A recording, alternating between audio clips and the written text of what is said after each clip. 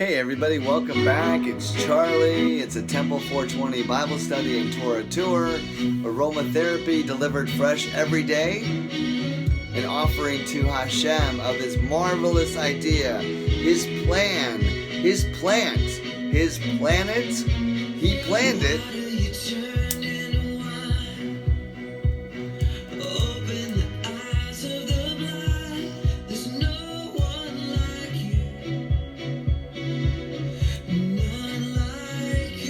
I think it's honey that opened the eyes of the blind.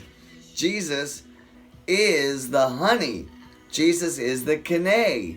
Jesus is the child of God. And there's a queen. At that point, Queen Sheba. So, we are in 1 Timothy today. We're continuing through the tour. We know that the law is good. We know that the law, the Torah, can be used correctly. Because those who do it willingly. Prompted by their own heart. Paul got knocked off his high horse. Me, empty blood. A choice between believing that I was healed and not bleeding and then I had a blood transfusion, or believing that my family was going to lead me the right way. Well, I tested it one way and then I found that I went the wrong way. I lied and tested it the other. It was the right way and then I stopped lying. And here I am 3.5 years later, Baruch Hashem, because the journey is awesome to be on the other side of, well, the top of the mountain, actually. Not the other side, just the top of the mountain, not the bottom. So, now, the Lord's grace to Paul.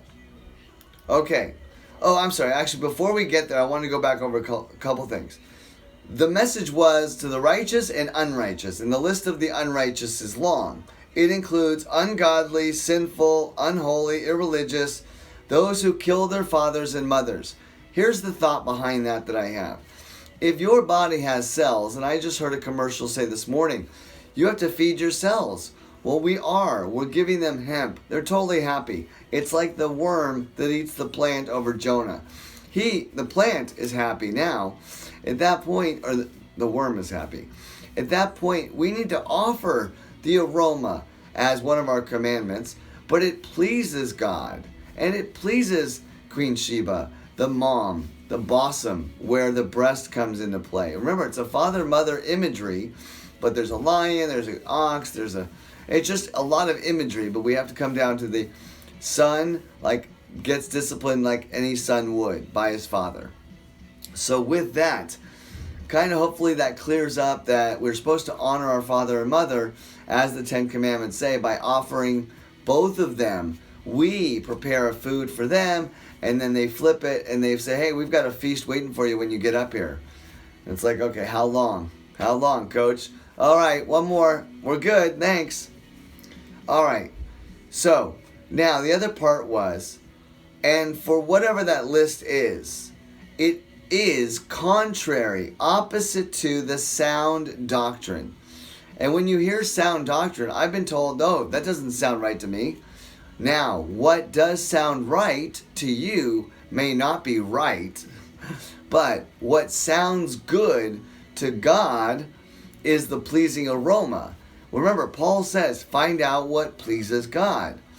And at that point, by the command of God, he follows him only. Just like Jesus says, he serves him only.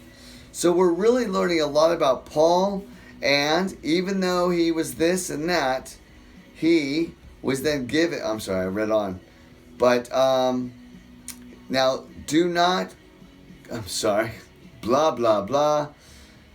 For whatever else is contrary to sound doctrine that conforms to the gospel concerning the glory of the blessed God.